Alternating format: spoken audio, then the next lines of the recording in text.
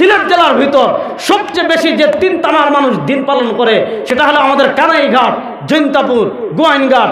সারা বাংলাদেশের ভিতর দিনই ফেজা যেই এলাকায় বেশি, এই এলাকা হলো আমাদের বৃহত্তর জৈন্তাপুর। এবার আপনি বুঝেন যে 3 থানার মানুষ বাংলাদেশের সবচেয়ে বেশি ইসলাম ফলো করে, বাংলাদেশের সবচেয়ে বেশি ইসলাম প্রেস্টিজ করে, বাংলাদেশের সবচেয়ে বেশি ইসলাম ফলো করে, ইসলামকে অনুসরণ করে। সেই সমাজের পরতে পরতে, আমাদের সমাজের পরতে পরতে, আমাদের ঘরে ঘরে আজকে এনজিওর নামে, আজকে ইন্টারেস্টের নামে, আজকে ব্যাংক ইন্টারেস্টের নামে, আজকে জীবন বীমার নামে, আজকে লাইফ তাকাফুলের নামে, আজকে নানা নামে বেনামে আমাদের ঘরে ঘরে ঘরে ঘরে সুদ আছে না নাই? তখন তো হুজুর আপনার আর আওয়াজ ভালো লাগে না, বলেন আমাদের ঘরে ঘরে সুদ আছে না নাই?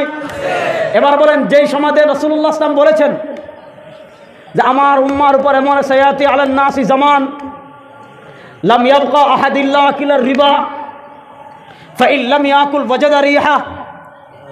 সরওয়ারে দু আলম বলেন আমার উম্মার উপর এমন একটা সময় আসবে, আমার উম্মার উপর এমন একটা কাল আসবে, সুদ খায় না এমন মানুষ খুবই কম থাকবে। ফাইন লাম ইয়াকুল, যদি সে সুদ নাও খায়, যদি সে সুদ সরাসরি নাও জড়ায়, যদি সে সুদের লেনদেন সরাসরি নাও করে, যদি সে সুদের সাক্ষী নাও থাকে, সরওয়ার দু আলম সাল্লাল্লাহু আলাইহি ওয়াসাল্লাম বলেন এমন একটা সময় আসবে, এমন একটা কাল আসবে, এমন একটা যুগ আসবে, সুদ এত ব্যাপক হবে, সুদ এত ছড়িয়ে যাবে, ওয়াজাদা রিহাহু, যে সে সুদ না খেলেও তার গায়ে এসে সুদের বাতাস লাগবে, তার গায়ে এসে সুদের বাতাস লাগবে। এবার বলেন আমাদের সমাজে আমাদের গায়ে সুদের বাতাস লাগে কি লাগে না? এখন আপনি চিন্তা করেন, আমার কথায় আপনারা কষ্ট পাবেন না, আপনি চিন্তা করেন আমরা কোন জাহিলিয়াতে দাঁড়িয়ে আছি। ইসলাম এসেছে ইয়ামহাকুল্লাহুর রিবা, ইসলাম এসেছে সুদকে মিটিয়ে দেওয়ার জন্য।